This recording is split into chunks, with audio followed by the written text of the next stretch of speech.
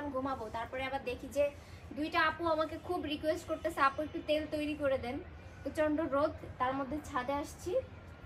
তেলটা আমার অলরেডি তৈরি করা আছে, প্রায় 18-19টা উপকরণ দিয়ে তৈরি করা আছে। আর বাকি উপকরণগুলো নিতে ছাদে আসছি। এই যে দেখো ডালা ছুরি নিয়ে ছাদে চলে আসছি। তোমরা তো খুব ভালো করে জানো যে আমার ছাদে আমি কত কিছু রোপণ করে রাখছি। হ্যাঁ, এখন ফার্স্টে নিব হচ্ছে অ্যালোভেরা। এই যে দুইটা নিব। এন্ড এই যে হচ্ছে পুদিনা পাতা।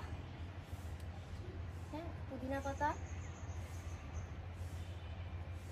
থানকুনি পাতা, যত ধরনের পাতা আছে সব কিছু মোটামুটি আছে এখানে। হ্যাঁ, এখন আসো, এখন হচ্ছে নিব আমি। এখন যে পাতাটা নিব এই পাতাটার নাম এক একজন এক এক রকম বলে।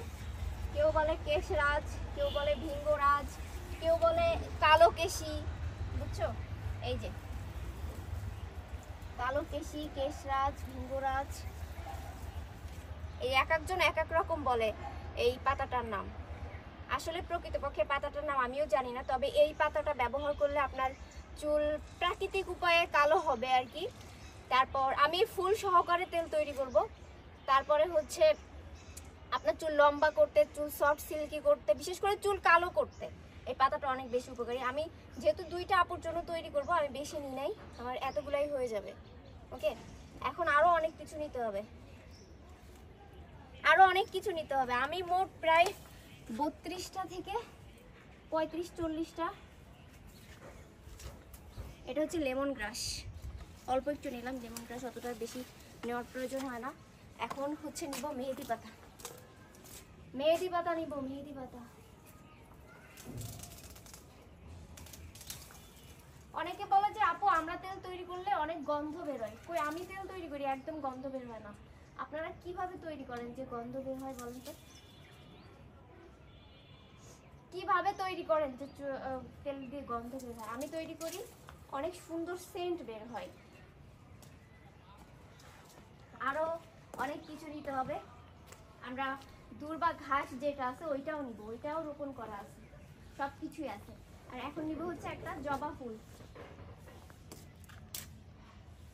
জবা ফুল, ও পরিস, এই যে জবা ফুল। জবা ফুল নিব, প্লাস জবা ফুলের কিছু পাতাও নিয়ে নিব। আমার হাত কেটে গেছে, ধরতে প্রবলেম হচ্ছে, এই ছুরিতেই আমার হাত কাটছে।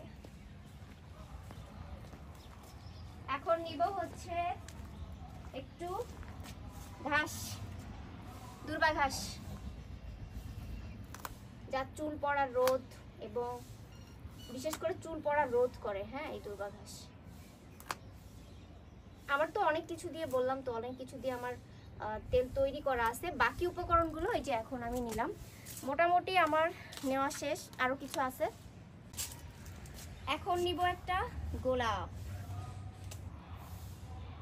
আহ কি সেন্ট! তোমরা ছাদটাকে ফেলায় রাখবা না, এরকম সবকিছু উপকরণ দিয়ে মানে ছাদটাকে একটা কৃষি ছাদ করে ফেলবা, ছাদ কৃষি।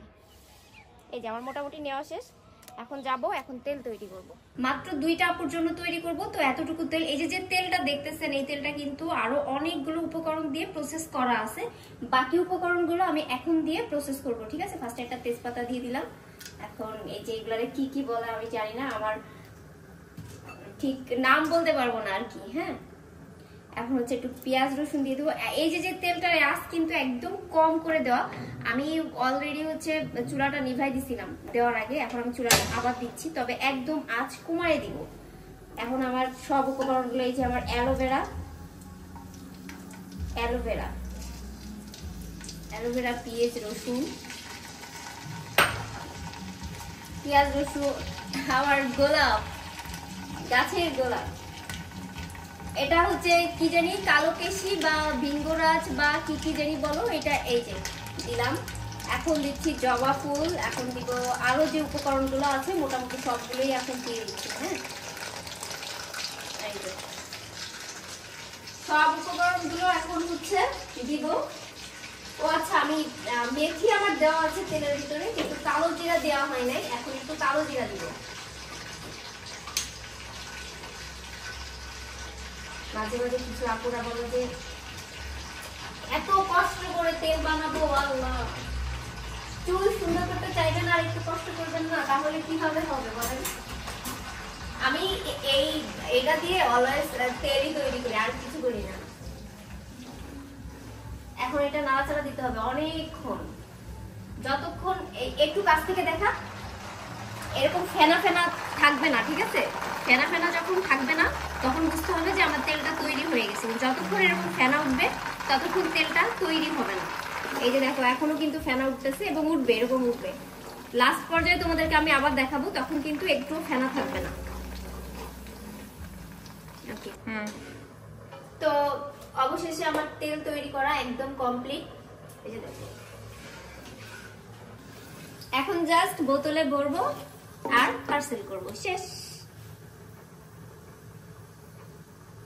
এই যে আমার তেল নিচে কত আছে, এইগুলো এখন আমি নিজের চুলে নিব, কারণ এই তেলের ভিতরে হচ্ছে লাস্টের এই যে কালো কালো হয়ে গেছে, এগুলো হলো খাজ। তো এইগুলো তো আমি আপুদের দিতে পারবো না, এই জন্য এগুলো এখন আমি নিজে ব্যবহার করতেছি। টাটা।